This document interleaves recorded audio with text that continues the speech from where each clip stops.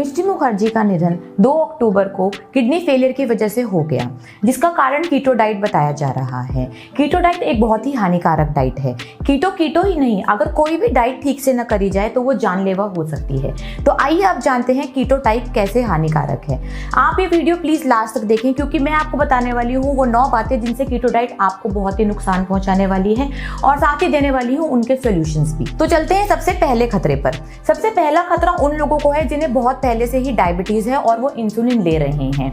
तो अगर वो कीटो डाइट फॉलो कर रहे हैं और अगर वो अपनी डोसेज सेम लेते रहेंगे कीटो डाइट में, तो उनके ब्लड शुगर लेवल्स ऊपर नीचे होने का बहुत ही ज्यादा खतरा है। क्योंकि कीटो डाइट एक ऐसी डाइट है जिसमें कार्बोहाइड्रेट्स की मात्रा बहुत ही कम लेनी पड़ती है, तो इससे आपकी बॉडी बहुत ही कम ग्लूकोज बनाती है, तो उससे जरूरत होती है बहुत ही कम इंसुलिन की।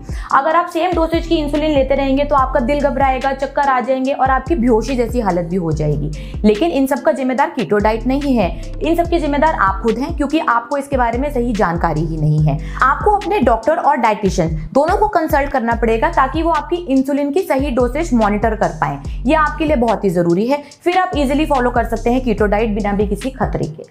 आपकी जानकारी के लिए मैं आपको बताना चाहती हूँ कि कीटो एसिड डोसेज एक टर्म होता है, एक जानलेवा प्रोसेस है जो कीटो से बिल्कुल अलग है। कीटो डाइट और कीटो एसिड डोसेज में एक वर्ड कीटो ही कॉमन है और ये दोनों चीजें बिल्कुल अलग अलग हैं, तो इनके बारे में बिल्कुल भी कंफ्यूज ना हो। कीटो एसिड डोसेज खास करके टाइप 1 डायबिटीज वाले लोगों को ही होती है, जिसमें आपकी बॉडी खुद से इंसुलिन नहीं प्रोड्यूस करती। तो अगर आप कभी इंसुलिन लेना भूल जाएं या कभी आपसे गलती हो जाए या कभी आप यूनिट कम ज्यादा लगा लें, तो आपकी बॉडी को लगता है कि अब उसे फैट बर्न करना पड़ेगा एनर्जी के लिए। तो जब आपकी बॉडी फैट बर्न करती है एनर्जी के लिए, तब आपकी बॉडी में कीटोन्स के लेवल बहुत ही ज्यादा बढ़ जाते हैं, जो जानलेवा हो सकते हैं। नॉर्मल बॉडी में आपके कीटोन्स के लेवल इतने ज्यादा कभी भी नहीं हो सकते। इसलिए हम आपको बोलते हैं कि अगर आपको डायबिटीज है तो आप अपने डॉक्टर और डाइटिशियन दोनों को साथ लेकर ही चलें। आप चलते हैं ऐसे ही दूसरे खतरे पर, जहां पर कीटो वर्ड से आपको गुमराह करा जा रहा है। आजकल दूसरी चीजों की तरह कीटो प्रोडक्ट्स की भी बहुत ज्यादा मार्केटिंग होने लग गई है। कीटो लगाकर वो आपको न जाने क्या क्या बेच रहे हैं। ये एक मार्केटिंग स्ट्रेटेजी है, इसके बारे में आपको समझना होगा। कीटो वर्ड यूज करते ही उस चीज के प्राइस 2 से 3 गुना हो जाते हैं और उसका कोई फायदा नहीं होता।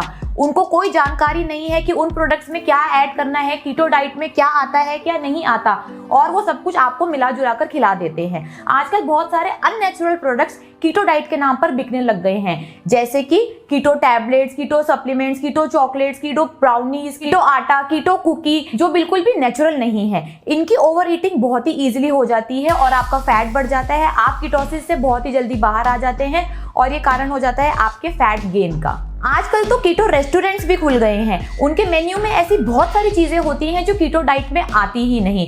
हम खुद भी बहुत सारे ऐसे रेस्टोरेंट्स गए हैं, वहां पर तो वो आपको कीटो के नाम पर चावल, फ्रूट्स, ग्रेन, दालें सब कुछ खिलाते हैं। फिर जब हमने उनके शेफ्स को या ओनर्स को बुलाया तो उनको कुछ भी नहीं पता था कि वो कौन सा ऑयल यूज कर रहे हैं आपका मील प्रिपेयर करने के लिए। उन्होंने ये सब चावल, फ्रूट्स कीटो में क्यों ऐड करे, उनको इस बारे में कोई भी नॉलेज नहीं है। इस खतरे से बचने का सबसे आसान तरीका है कि आप कीटो डाइट या फिर कोई और भी डाइट सही गाइडेंस के अंदर फॉलो करें, ताकि वो आपको बता सकें कि आपके लिए क्या सही है और क्या गलत। और अगर मेरी माने तो मैं तो अपने सारे क्लाइंट्स को यही एडवाइस करती हूँ कि प्लीज आप अपना खाना अपने घर में ही बनाएं, ताकि आप सही ऑयल और सही चीजों को यूज कर सके, ताकि आप मैक्सिमम टू मैक्सिमम बेनिफिट उठा सके। कई रेस्टोरेंट्स ने तो आजकल बहुत इंटरेस्टिंग कर दिया है। कई जगह तो हम देखते हैं कि कीटो के अलग से पूरे के पूरे काउंटर्स होते हैं। कीटो ब्राउनीज, कीटो केक्स इतने ज्यादा लेविश मीठे से भरे हुए होते हैं जो समझ नहीं आता कि ये कीटो डाइट के अंदर कैसे आ गए। फिर वो आपको बोलते हैं कि इसका एक छोटा सा पीस खाएंगे तो आप डाइट में रहेंगे। ऐसा कैसे हो सकता है, पता ही नहीं। कई रेस्टोरेंट्स ने तो जो चीजें ऑलरेडी कीटो के अंदर ही आती थी उनके नाम के आगे कीटो लगा दिया, प्राइसेस बढ़ा दिए और आपको बेवकूफ बना दिया।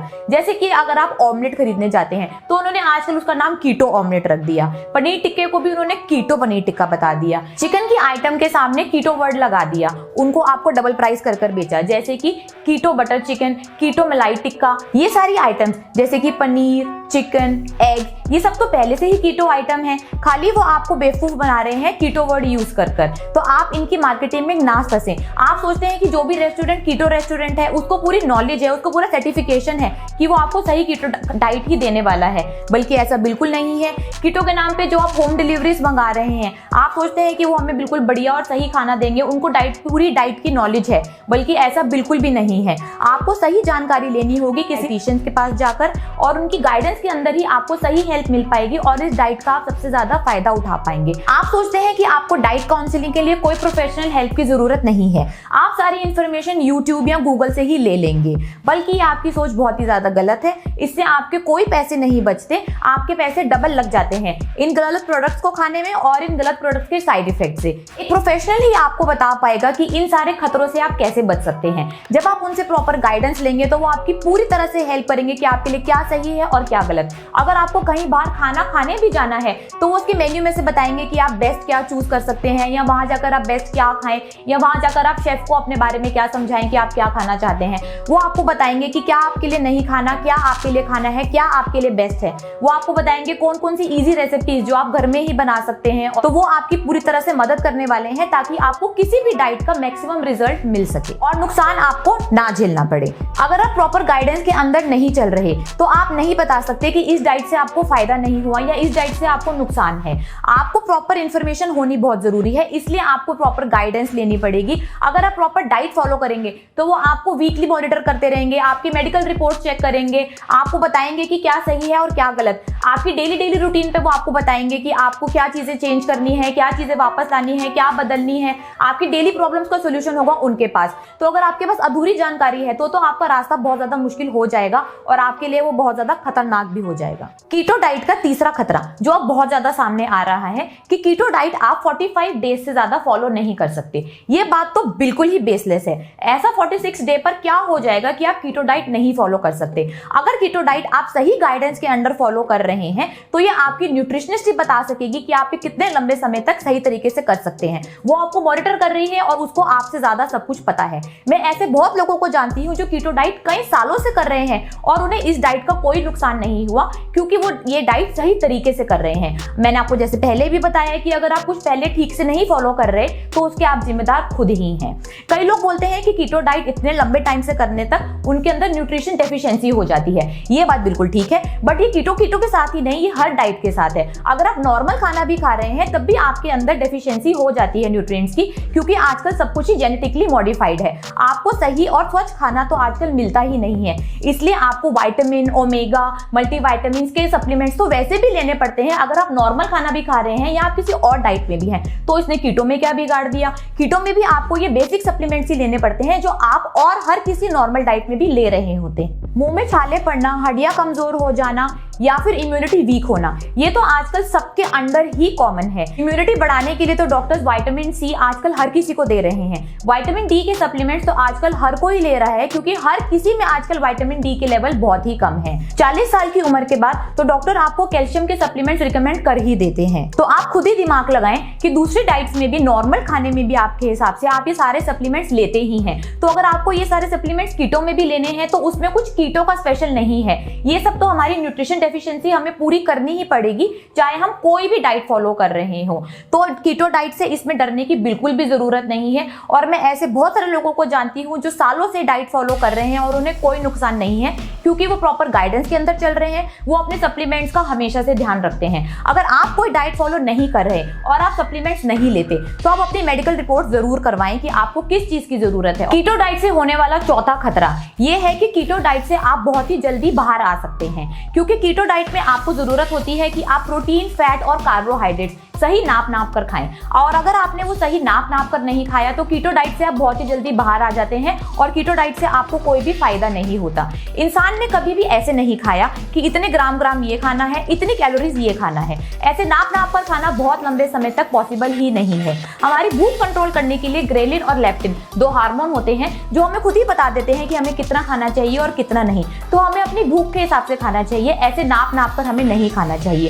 इसलिए हम इस डाइट को बिल्कुल भी प्रमोट नहीं करते और बढ़ावा नहीं देते, क्योंकि हम चाहते हैं कि आप अपनी भूख के हिसाब से खाएं। तो ये डेंजर सिर्फ कीटो डाइट के साथ ही नहीं, हर डाइट के साथ है। हर डाइट में ही आपको नाप कर खाना होता है। ऐसी हमारी डाइट बिल्कुल भी नहीं है। अगर आप हमारी डाइट के बारे में जानना चाहते हैं तो आप हमें अभी कॉल कीजिए या फिर हमें नीचे कमेंट कीजिए और हमारा चैनल प्लीज सब्सक्राइब कीजिए। मैं आपको देती हूँ सारी ही सही इन्फॉर्मेशन और वो भी बहुत जल्द। अब चलते हैं 5वें खतरे पर, जो कि है कॉन्स्टिपेशन। कई बार इस डाइट में आते ही कई लोग कॉन्स्टिपेशन की दिक्कत बताते हैं। ज्यादातर कॉन्स्टिपेशन की दिक्कत उन लोगों को ही होती है जिन्हें ये परेशानी पहले से होती है, या फिर उन्हें बार बार हम बताते हैं कि आपको सही मात्रा फैट की लेनी है और वो तब भी फैट उतना पूरा नहीं खाते जितना उनको चाहिए होता है। इससे उनको कॉन्स्टिपेशन की दिक्कत आती है। कई लोग कई बार बोलते हैं कि इस डाइट में फाइबर की कमी होती है, जबकि ये बात बिल्कुल भी सही नहीं है। कार्बोहाइड्रेट और फ्रूट से ज्यादा आपको फाइबर मिलता है सारी की सारी हरी सब्जियों में, जो इस डाइट में अच्छी तरह से अलाउ हैं, जैसे कि पालक, खीरा, पत्ता गोभी, ये सब आप खा सकते हैं। तो ये बात बिल्कुल ही बोलना खराब है कि इस डाइट में फाइबर नहीं होता। आप किसी भी न्यूज, मीडिया या फिर यूट्यूब चैनल देखकर गलत इंफॉर्मेशन इकट्ठी ना करें और सही इंफॉर्मेशन जानना आपका हक है। अगला खतरा कीटो फ्लू के नाम से जाना जाता है। ये ज्यादातर उन्हीं लोगों को होता है जो बिना गाइडेंस के या बिना प्रोफेशनल हेल्प के खुद ही डाइट फॉलो करने लग जाते हैं। ये बात तो कुछ ऐसे ही हो गई कि आप गूगल सर्च कर या आप यूट्यूब देखकर खुद ही की सर्जरी कर रहे हैं। अगर आपको कोई चीज खुद ही करनी है तो आपको या तो उसकी प्रोफेशनल नॉलेज होनी चाहिए या उसकी प्रोफेशनल आपको हेल्प लेनी पड़ेगी। कीटो फ्लू कुछ नहीं होता, ये सिर्फ एक दिक्कत होती है जिसमें आपका नमक और पानी कम होता है। जैसे ही आप अपना नमक और पानी बढ़ा देते हैं वैसे ही कीटो फ्लू बिल्कुल ठीक हो जाता है। कीटो फ्लू के थोड़े से लक्षण होते हैं कि आपका सर दर्द होता है, आपको चक्कर आते हैं, आपका दिल घबराता है, क्योंकि कीटो एक बहुत ही लो कार्ब डाइट है। इसमें पानी ज्यादा बॉडी में रिटेन नहीं होता, तो पानी के साथ साथ सॉल्ट भी रिटेन नहीं होता, तो इसलिए आपको इसमें नमक और पानी बढ़ाना पड़ता है। नमक और पानी बढ़ाते ही आपकी बॉडी हाइड्रेट हो जाती है और ये सारे जो डिहाइड्रेशन के सिम्टम है, चक्कर आना, दिल घबराना, कमजोरी लगना, ये सब दूर हो जाते हैं। अगला खतरा है कि अगर कीटो डाइट ढंग से ना करी जाए तो इसमें आपका मसल लॉस बहुत जल्दी हो जाता है। जितने रिक्वायर्ड क्वांटिटी में आपको प्रोटीन बताया जाता है, अगर आप उतनी रिक्वायर्ड क्वांटिटी में प्रोटीन नहीं खाते तो आपका मसल मास बहुत जल्दी लॉस हो जाता है और आपको बहुत ज्यादा वीकनेस फील होती है। जैसे कि मैंने आपको पहले भी बताया कि कीटो डाइट एक वेल कैलकुलेटेड डाइट है। इसके अंदर आपको 70 से 75% फैट लेना होता है और 20 to 25% प्रोटीन लेना होता है। अगर आप प्रोटीन सही मात्रा में कैलकुलेट नहीं कर पाते और अपनी बॉडी को नहीं देते तो आपका मसल मास बहुत जल्दी लॉस हो जाता है और इसकी वजह से लगती है आपको बहुत ज्यादा वीकनेस और आपकी इम्यूनिटी भी वीक हो जाती है। तो आपको पता करना होगा सही गाइडेंस से, सही नॉलेज से कि आपको कितनी प्रोटीन की रिक्वायरमेंट है और वो आप कैसे फुलफिल कर रहे हैं, ये पता होना भी बहुत ज्यादा जरूरी है। कीटो डाइट का एक नया खतरा जो डॉक्टर्स बता रहे हैं कि कीटो डाइट एक बहुत ही ज्यादा फैट डाइट होती है, मतलब इसमें फैट की मात्रा बहुत ज्यादा होती है और वो कहते हैं कि अगर आप वर्कआउट नहीं कर रहे तो इतना ज्यादा फैट आपकी बॉडी को हजम नहीं होता और जिससे आपकी किडनी और लीवर फेल हो जाते हैं, जबकि ये सारी की सारी बिल्कुल बात गलत है, ये मिथ है। जैसे मैंने आपको पहले भी बताया कि कीटो डाइट एक वेल कैलकुलेटेड डाइट है। इसमें आपके एज, जेंडर, आपके दिनचर्या के हिसाब से आपको पर्सनलाइज्ड डाइट प्लान दिया जाता है कि आपको कितना प्रोटीन चाहिए और कितना फैट। ये एक स्वाभाविक सी बात है कि अगर आप वर्कआउट कर रहे हैं तो आपको प्रोटीन और फैट ज्यादा दिया जाएगा और अगर आप वर्कआउट नहीं कर रहे तो आपको प्रोटीन और फैट कम मात्रा में ही दिया जाएगा। इसके लिए आपको चाहिए सिर्फ एक प्रॉपर गाइडेंस ताकि आप इन सारे साइड इफेक्ट से बच सके। और अगर आप कीटो डाइट सही तरीके से फॉलो कर रहे हैं तो आपकी लीवर और किडनी कभी भी डैमेज नहीं होने वाली।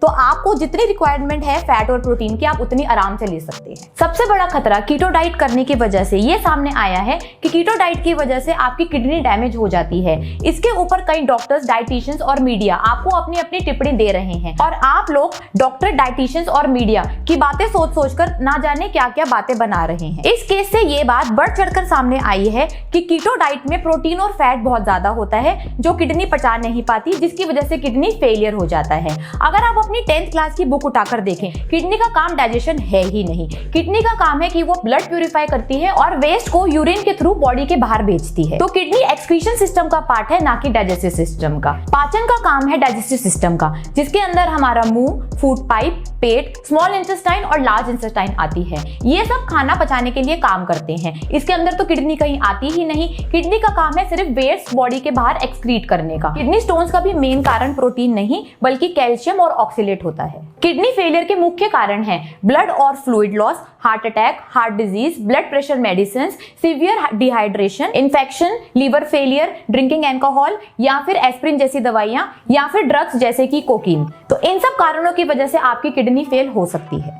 अगर आपका कोलेस्ट्रॉल ज्यादा बढ़ जाता है तो ब्लड फ्लो कम होने के कारण भी किडनी फेलियर हो जाता है। अब आपको समझना होगा कि टोटल कोलेस्ट्रॉल है क्या। इस कोलेस्ट्रॉल वर्ड को ही बहुत बार बहुत जगह मिस यूज किया गया है। तो पहले तो मैं आपको ये समझाती हूँ कि कोलेस्ट्रॉल वर्ड है क्या। अगर आपने कभी अपनी ब्लड रिपोर्ट कराई हो तो उसमें देखते हैं कि आपकी एक लिपिड प्रोफाइल का भी एक प्रॉपर शीट होती है। उससे पता चलता है कि आपकी बॉडी में टोटल कोलेस्ट्रॉल कैसे है। टोटल कोलेस्ट्रॉल बनता है ट्राइग्लिसराइड, HDL, LDL, VLDL इन सब की मात्रा को जोड़कर आपको बताया जाता है कि जो आपकी हार्ट ब्लॉकेज हो गई है या फिर आपकी हार्ट में कोई प्रॉब्लम हो रही है वो ट्राइग्लिसराइड्स की ज्यादा मात्रा की वजह से होती है, ना कि पूरे के पूरे कोलेस्ट्रॉल ज्यादा होने की वजह से। अगर किडनी के पास भी ब्लड कम पहुंच पा रहा है तो उसका कारण भी ये ट्राइग्लिसराइड ही है, जो बढ़ता है सिर्फ कार्बोहाइड्रेट्स के ज्यादा सेवन से, ना कि फैट और प्रोटीन से। अगर आप अच्छा फैट खा रहे हैं, जो मैं अपनी वीडियोस में लगातार बताती हुई आ रही हूँ, जो कि है नारियल तेल, बटर और देसी घी, अगर आप ये खा रहे हैं तो आपको गुड कोलेस्ट्रॉल मतलब कि HDL बढ़ जाता है। और कार्बोहाइड्रेट्स का सेवन ज्यादा ना करने से आपके ट्राइग्लिसराइड्स बहुत ही कम हो जाते हैं। आपको पूरी जानकारी होनी चाहिए, सिर्फ कोलेस्ट्रॉल वर्ड सुनकर उससे डरे ना। मिष्टी मुखर्जी के केस में बहुत सारे डॉक्टर्स और डाइटिशियंस ने आपको ये बार बताई कि कीटो डाइट में प्रोटीन इंटेक बहुत ज्यादा बढ़ जाता है, जिससे किडनी फेलियर के चांसेस बहुत ज्यादा बढ़ जाते हैं। आप उनकी टिप्पणी दोबारा से जाके सुनिए। वो बोल रहे हैं कि कीटो डाइट में आप प्रोटीन 20 से 25% तक लेते हैं, जो एक मुख्य कारण होता है आपकी किडनी फेलियर का। इसी इंटरव्यू के लास्ट में जब वो अपनी डाइट रिकमेंड करते हैं तो वो आपको बोलते हैं कि आप 60 से 65% कार्बोहाइड्रेट लीजिए और 30 से 35% प्रोटीन लीजिए और 5% फैट लीजिए। तो अगर आप खुद ही समझदार हैं तो आप खुद ही हिसाब लगाइए कि प्रोटीन किसमें ज्यादा है, कीटो डाइट में या फिर जो ये डाइटिशियंस और डॉक्टर्स आपको अपनी डाइट बता रहे हैं उसमें। आप खुद ही समझदार हैं, आपको खुद ही हिसाब लगाना पड़ेगा कि क्या आपके लिए हानिकारक है और क्या आपके लिए हानिकारक नहीं है। और किसी की भी बात में बिना सोचे समझे, बिना पूरी जानकारी हुए मत आइए। तो मैं हूं आपकी दोस्त, तो मैं दिल से चाहती हूं कि आपको सारी इन्फॉर्मेशन सही से मिले। मैं खुद कीटो डाइट प्रमोट नहीं करती, लेकिन मैं चाहती हूं कि आप गलत डॉक्टर, डाइटिशियंस और मीडिया की बातों में ना आए। आपको सही जानकारी पता होनी चाहिए, और अगर आपको कोई भी डाइट फॉलो करनी है तो आप उसकी सही गाइडेंस ले, सारी इन्फॉर्मेशन ले, तभी उसको फॉलो करें, ताकि आप उसके खतरों से बच सकें। तो मैंने आपको बताया कि कीटो डाइट से क्या क्या आपको खतरे हैं और उनके आसान से बचने के उपाय। अगर आपको इस वीडियो में कोई भी इन्फॉर्मेशन अच्छी लगी हो या फिर यूजफुल लगी हो तो प्लीज मेरे चैनल को जरूर सब्सक्राइब कीजिए, क्योंकि मैं आपको देती हूँ सारी सच्ची और सही जानकारी। तो मिलते हैं मेरे नेक्स्ट वीडियो में।